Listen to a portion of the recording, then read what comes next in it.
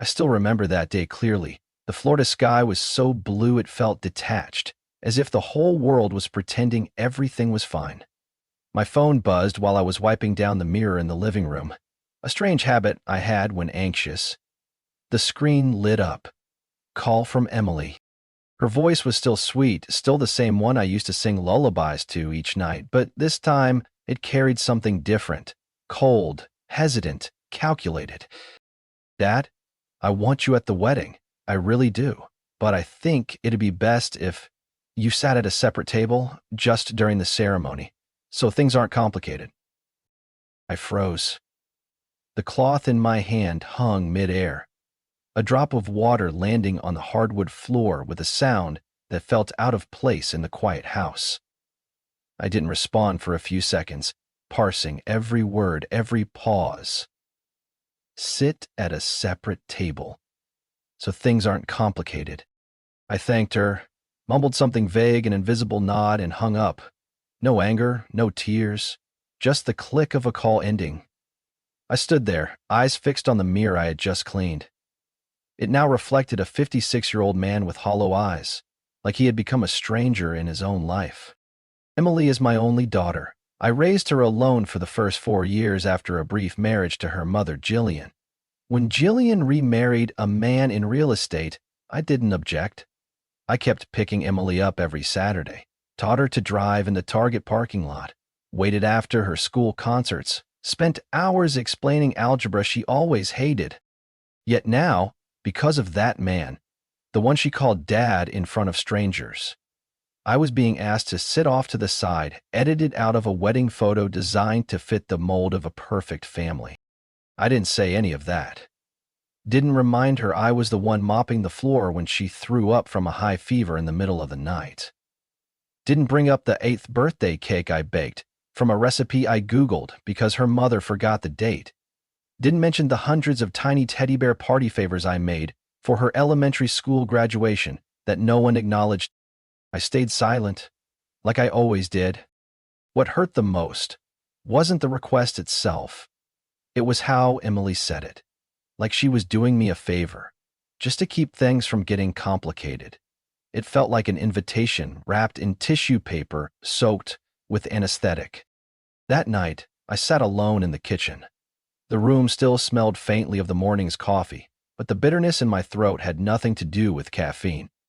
I kept turning the wedding invitation over in my hands, the gold-embossed names, Emily and Richard, cut into my eyes like a razor. I reached the RSVP section, then set the pen down. I had convinced myself that being a good father meant never making my child uncomfortable, that it meant stepping aside, being supportive, staying out of the frame.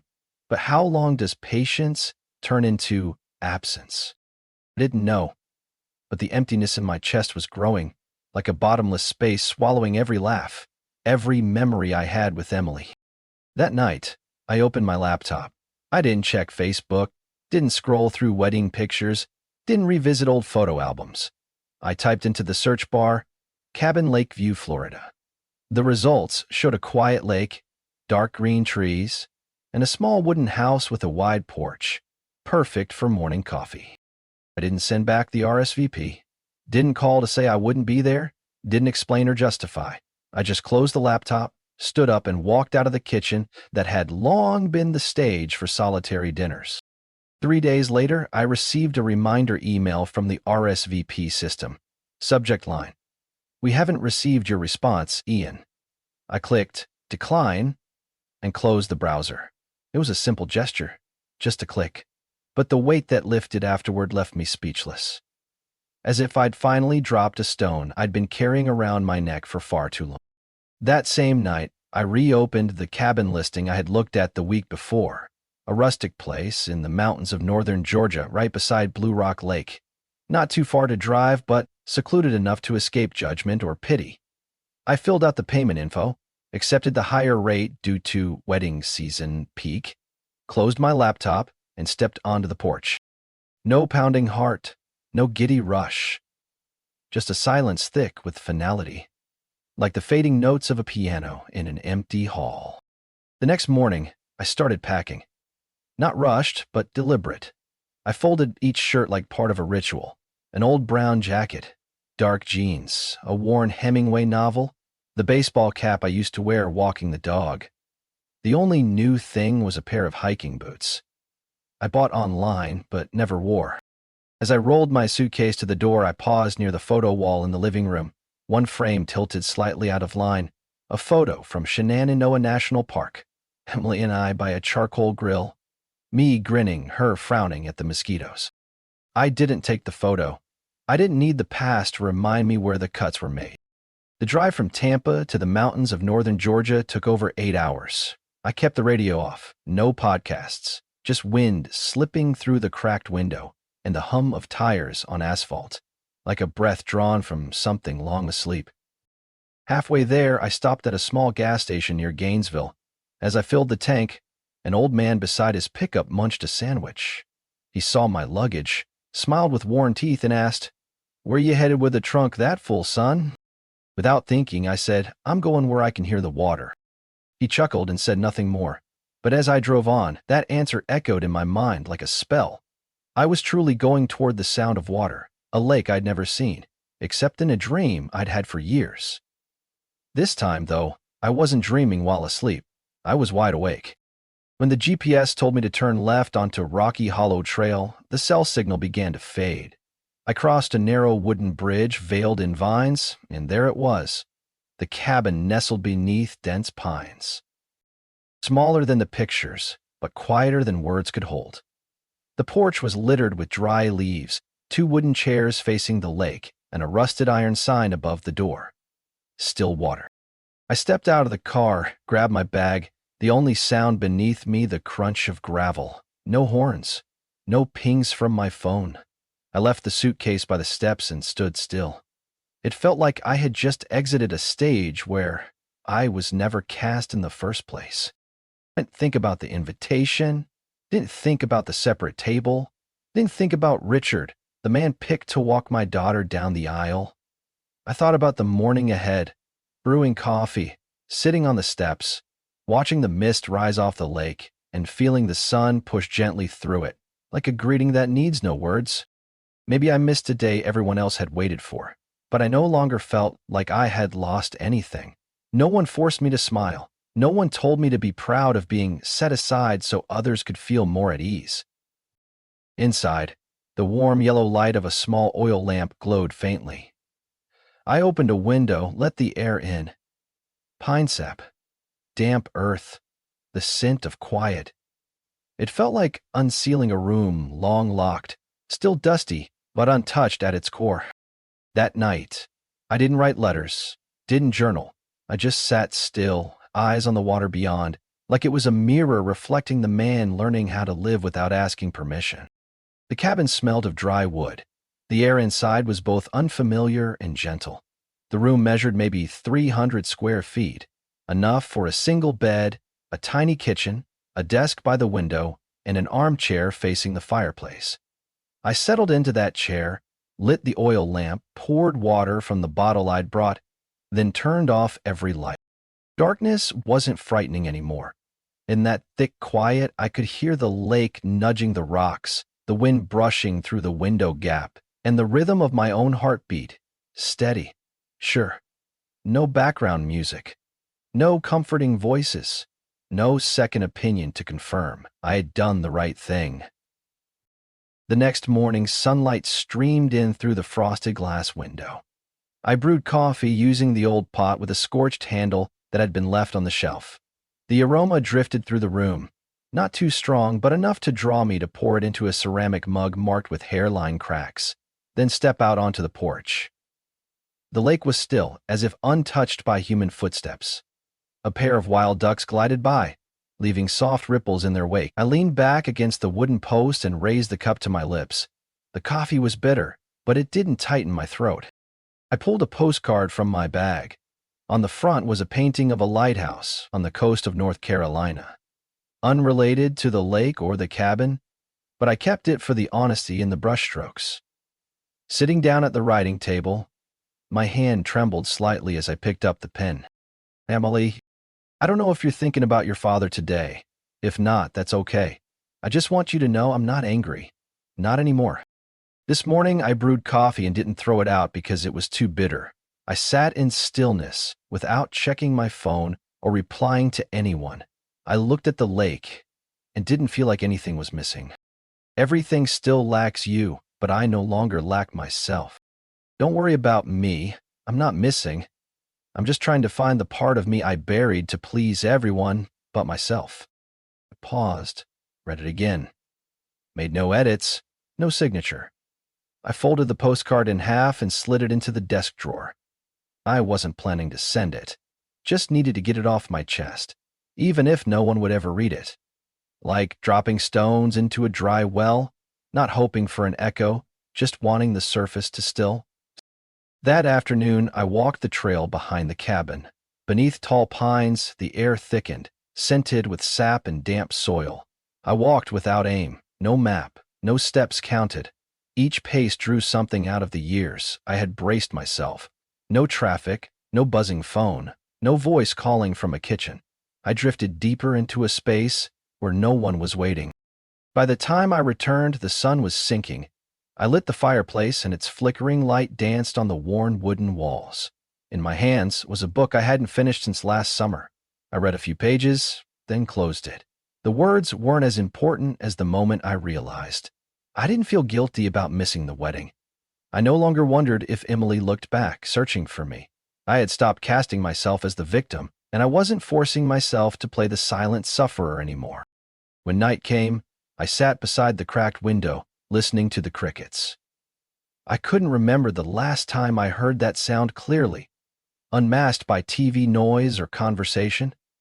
Maybe it was when Emily was in grade school, and the two of us lay on a fold-out chair in the backyard, pointing at stars and arguing about constellation names. I sat there for a long while.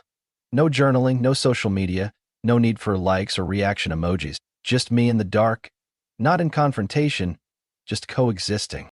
The next day, I wrote another postcard. Short, unemotional. It didn't make me disappear. I did that myself, thinking being a good man meant staying quiet. But I've heard enough. Now I'm learning to hear myself.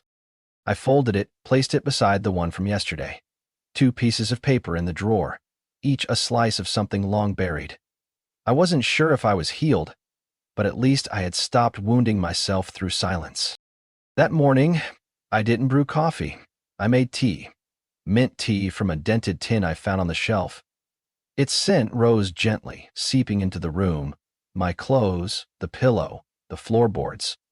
I sat in the rocking chair on the porch, back and forth, breathing steady. No one called. No one asked, "Where's Dad?" But I began to feel that if someone ever did, I'd have an answer that didn't need explanation. I'm where I can finally hear my own voice.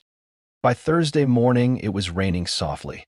Not heavy, but steady enough to send tiny circles rippling across the lake like pinpricks on the surface. I stood under the porch awning, teacup cooling in my hands, gazing through the mist that blurred the pine woods. In that silence, memory didn't need an invitation to return. I remembered when Emily was in first grade, always begging for bedtime stories. Jillian, her mother, used to say, "You read? I'm tired." I never said no. I sat at the edge of her bed, reading Charlotte's Web so often I had memorized the dialogues between Wilbur and Charlotte. Some nights, even after she'd fallen asleep, I kept reading as if the words could pull me out of the daylight arguments with my ex-wife. There was the time Emily burned with fever. Jillian panicked and called an ambulance, then cried in the hallway. I held our daughter for 3 hours in the ER, stroking her back and whispering, "Daddy's here." Her eyes, dim with exhaustion, seemed to ease. I taught her to ride a bike in the backyard. She once fell, skinned her knee, lips trembling in pain. I didn't panic. I knelt, cleaned the wound, and said, "If you want to cry, cry. But if you want to ride, I'll hold the seat until you don't need me." She nodded, climbed back on. Within 2 weeks, she pedaled solo, yelling, "Dad, look, I'm amazing." No one else was there, no photos, no video, just me, and apparently only me who remembered. I had always stepped back. When Jillian remarried, I didn't protest when Emily called the other man Dad in front of the family. I nodded, smiled at the framed photo of their trio on the living room wall, while the one of me and Emily sat hidden in a drawer.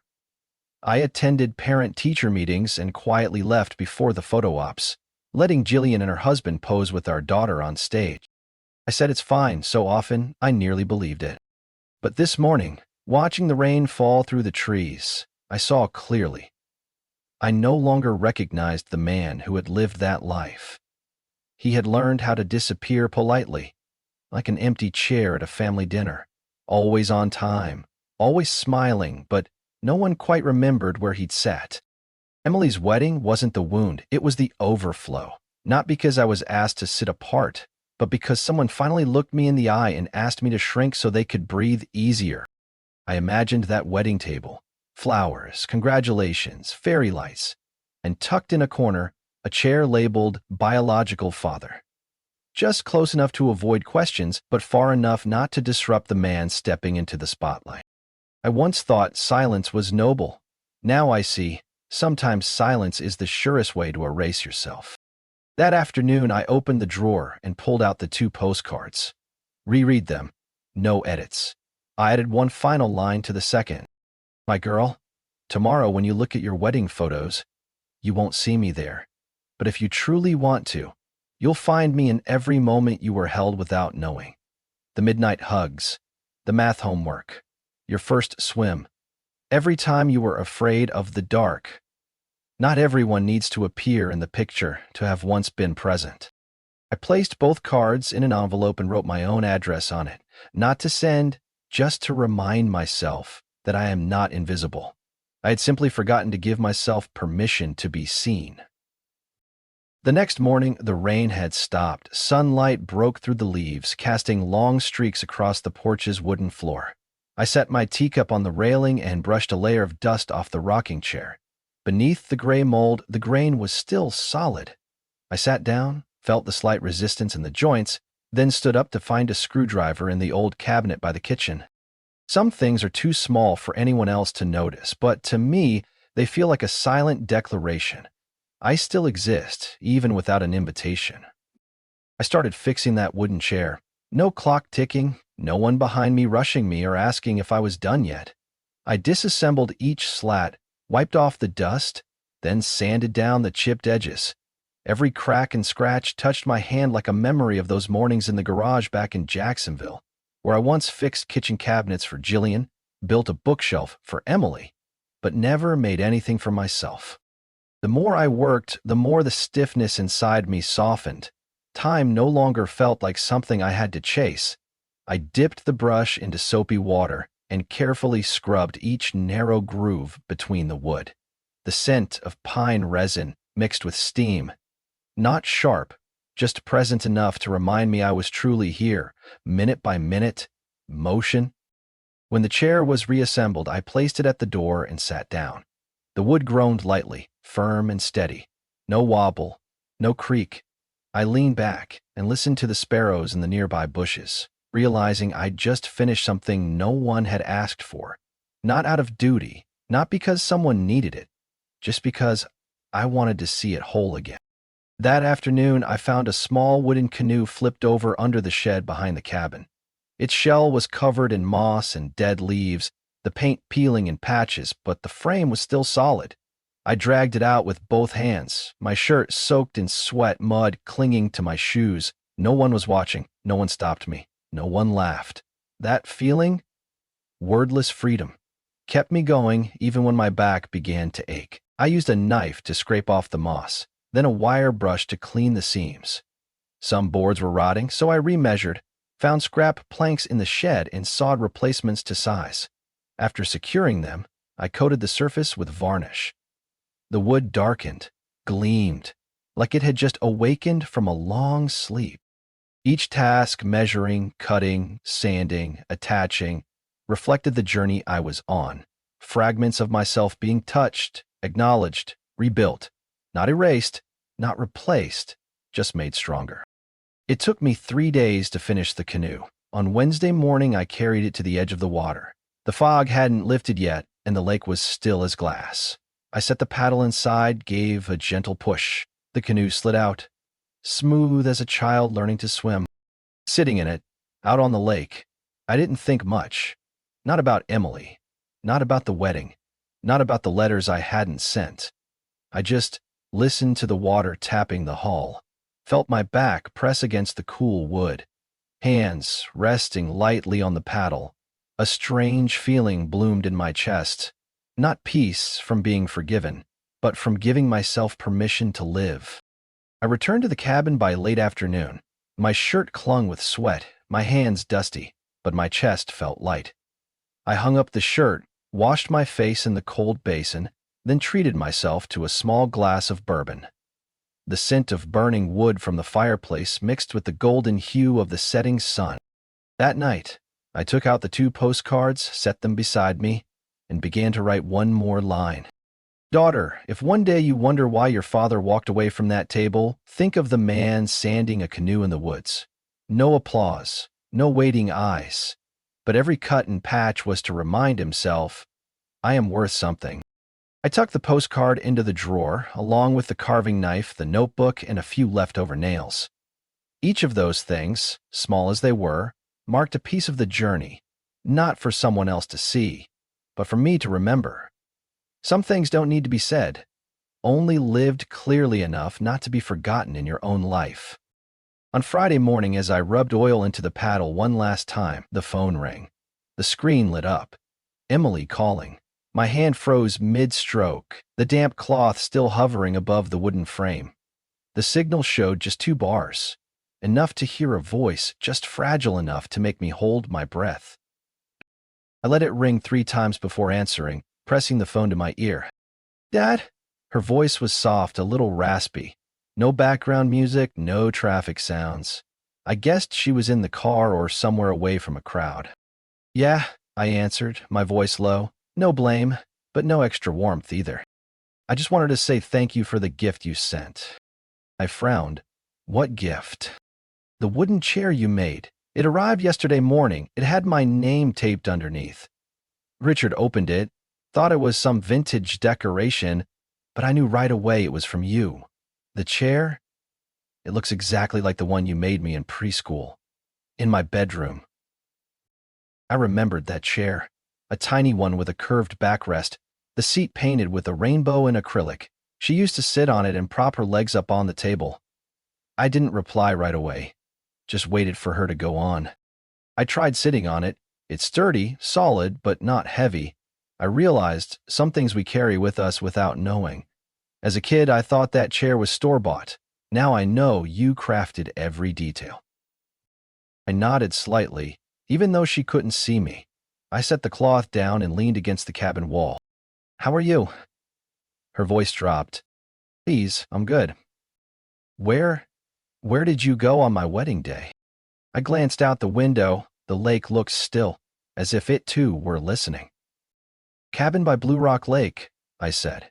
Old place, dusty, but quiet, as a canoe, and woods. There was silence on the other end for a few seconds. I'm sorry, Dad. Her voice cracked past calm. I thought I was trying to do the right thing. I just didn't want conflict with Mom, with Richard, with everyone. I didn't realize it would hurt you that much. I didn't blame.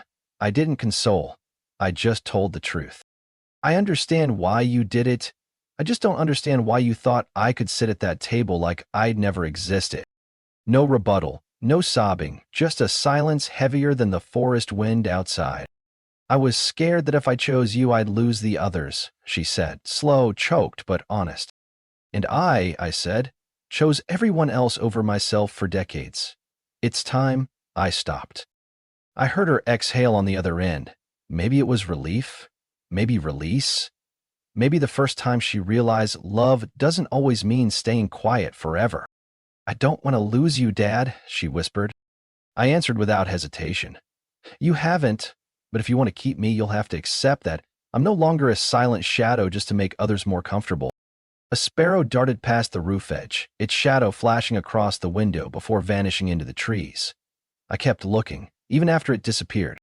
I'm trying to understand, Emily said. I'm not sure I fully do yet, but I'm trying. That's enough, I said. The conversation wasn't long, They didn't lead to promises of reunions or vacations together, but after I hung up, I stood still, my hands at my sides, chest light like a knot had just been untied. The phone sat quietly on the table. No new notifications. No more words needed. I turned back to the paddle, picked up the small brush to apply the second coat of oil. Each stroke was steady, deliberate. Not to please anyone, not to gift or atone, just a way to move through these quiet days without losing direction. I wasn't sure Emily understood me yet, but she had called. She had listened. She hadn't interrupted. Some conversations don't need conclusions. They just need two people silent long enough to truly hear each other, not to win, but not to lose anything more. On Saturday morning, the sky was overcast.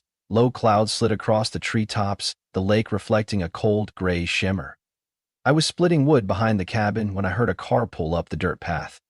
No horn, no names called, just the soft sound of a car door closing, followed by hesitant footsteps, as if unsure whether to approach. I didn't rush out to greet them, not to avoid, but to see if they had the patience to walk the rest of the way. 3 knocks echoed on the door, firm and clear. I set down the axe, wiped my hands on my shirt, and stepped out to open it. Emily stood there, shoulders drawn under a light brown wool coat. Next to her was Richard, hands in his pockets, avoiding my gaze. The scent of cold air, damp leaves, and tension settled between us like an invisible wall. "Are you free?" Emily asked, her voice quiet but steady. I stepped aside, opening the door wide. "Come in." They crossed the threshold, their footsteps trailing a long silence. The small kitchen had only 3 chairs. I sat across from the fireplace. Richard pulled out a chair for his wife, then sat beside her, hands clasped, eyes glancing past my shoulder out the window. Emily looked up. "I know you don't like surprises, but I thought if we didn't come, I'd never find the courage." I slid a cup of tea toward her. No sugar, no milk, just warmth spreading across the wooden table. "Go ahead," I nodded. "During the trip, I kept thinking about the call, about what you said. I also read what you wrote under the chair. Richard did too." She glanced at her husband, then back at me. "We didn't come to make excuses, or to beg for forgiveness. I came because I wanted to see you, not through a phone, not as a memory, but as the man sitting in front of me." I leaned back. "What about you, Richard? Why are you here?" Richard took a deep breath. "I used to think I understood my place in Emily's life, but when I saw that wooden chair, I realized there are things I can never replace." I didn't react, didn't nod, didn't smile, just held my gaze steady on his. "We had a beautiful wedding," Emily continued. "Everyone smiled, wished us well, but every time the camera swept across the crowd, I looked for you, even knowing you weren't there." "You want me to forgive you?" I asked. "No," she shook her head. "I want you to know I'm learning. Being an adult doesn't mean always being right." The kitchen fell quiet like an abandoned chapel. I could hear the crackling firewood, the ticking clock.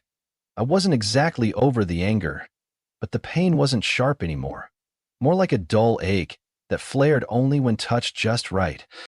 "All your life, you've been in the middle," I said, eyes fixed on my daughter. "Between mom and me, between duty and desire, between what's right for others and what's true for you. I don't blame you for choosing comfort, but I can't keep playing the invisible man just so you feel okay." Emily tightened her hands. "I never thought you were invisible. You turned me into a shadow, a polite one, and eventually even that disappeared."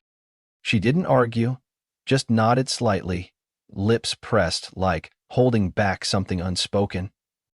"From now on," I added, "I won't sit in any seat assigned by others.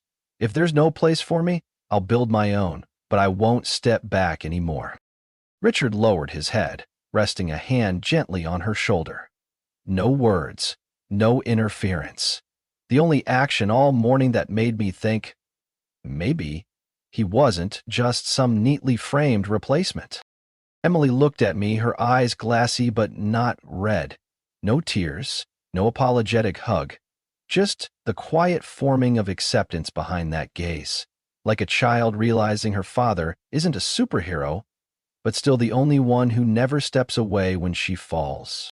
"I won't ask you to come back," she said, "but if one day you choose to come inside, I promise I won't leave you standing at the door again." I nodded. No promises, no threats, no delays. When they stood up to leave, I walked them to the door. There was no parting hug, no hand on the shoulder. But as Emily stepped over the threshold, she turned back. Her eyes weren't begging for forgiveness. They belonged to a woman learning to see her father as a whole person, with limits, with anger, and with a worth that couldn't be set aside just to keep the peace. I left the cabin on Monday morning, after folding the blanket, wiping down the sink, and locking the door tightly. Before getting in the car, I stood on the porch for a moment, not to say goodbye, but to take one last look at the place that had held me steady when everything else tried to push me out. The road back to Jacksonville hadn't changed, still lined with tall pines, familiar gas stations, and faded signs, but the person returning was not the same as the one who had left. I no longer saw home as a safe cage or a storage room for my role as a father. I drove without watching the clock, without thinking about getting there before dinner or calling anyone to say I was on my way. The house wasn't locked. When I pushed open the oak door, its hinges sagging slightly, I smelled dry wood, old coffee, and the lingering scent of orange on the tablecloth. I walked through the house, not looking for faults or checking what was missing. Every crack in the wall, every chipped paint spot no longer screamed for repairs. They were signs of survival, marks of time, and, in a way, marks of me. I went down to the shed. The chair was still there by the wall, half painted, some screws still loose. I sat on the cool cement floor, pulled the chair close, and resumed the unfinished work. Not rushing, not stalling, just focused on each piece of wood, every joint, as if putting myself back together without needing a blueprint. By late afternoon, when the last light poured through the window, I turned the newly finished chair and placed it in the middle of the kitchen, not up against the wall, not tucked beside the old dining table where I had once stood behind the camera in family portraits. I pulled the chair near the window where the light hit best. Then I sat down. No one invited me. No one needed me to play a supporting role. I simply sat, spine straight, hands resting on my thighs, heart steady. The sun kissed the edge of the roof, leaving a soft golden line on the wood floor. On the table was a cup of tea I had made for myself, and a small lamp I had forgotten to turn on for months, now glowing quietly. The house was still silent. No sound of little feet. No shout from Emily coming down the stairs, saying, "Dad, look what I drew." But I didn't feel empty. I felt enough. I didn't need anyone across from me to confirm I existed. I no longer felt like I needed permission to breathe deeply, laugh out loud, or speak plainly. Silence was no longer a punishment. It was a reward for someone who had walked through rejection and hadn't lost himself. I pulled a plain white postcard from my pocket. No image, no address. I wrote a short note. "Otter, if someday you have children, you'll understand. Being a father isn't just about showing up when called. Sometimes it's about quietly repairing the broken parts of yourself so no one else has to bleed from them." I didn't sign it. I placed it in the drawer where I kept my carving knife, measuring tape, and the old spool of thread from the days I used to tie my tie each morning for work. That night, I walked through the backyard. The grass had grown tall, roots tangled in some places, but not beyond hope. Beneath the maple tree, I found a small seashell, something someone might have dropped long ago during a beach vacation. I kept it, not for its worth, but because it needed no reason to be kept. I sat again in the newly repaired chair, left the door open, let the night breeze pass through. I didn't think about the past. I didn't hope the phone would buzz. I didn't need a letter telling me I'd been forgiven. Ian no longer lived in the shadow of roles performed to please others. After all the silence, rejection, and pain, he didn't seek revenge through anger or outbursts, but through quiet resolve, walking away from a table that was never set for him and building his own seat.